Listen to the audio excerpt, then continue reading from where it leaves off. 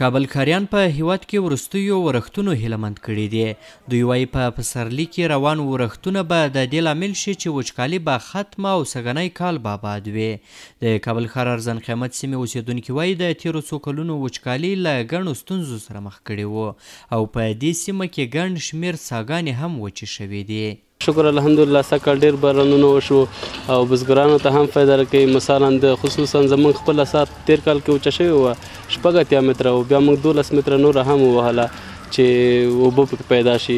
خو شکر الحمدلله سږکال ډېره ښه بارانونه وشو او ډېرې فایدې به ورسوي. زموږ د ډېرو ملګرو ګاونډیانو کورونو کې څاګانې وچې شوې وي او دغه تېر اوړي کې ډېرې څاګانې وچې شوې. خدای کول دې سره به د اوبو سطحه یو څه پورته راشي او آبادي به راشي ورسره. موږ ورته ډېر خوشبین او خوشحاله یو. د کابل ښار اوسیدونکی سنګین شاه وایي چې سږنیو ورښتونو ته بزګران هم خوشحاله دي. د نوموړي په خبره روان ورښتونه به د کرنې او مالدارۍ په برخه هم ډېره مثبت اغیزه وکړي.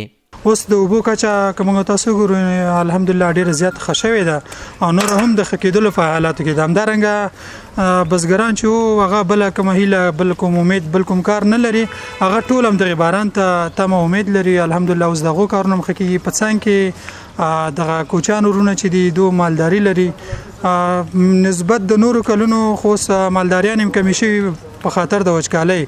نو الحمدلله اوس بارانونه ډېر وشو د ټولو ورته هیلهمندي ډېره زیاته ده.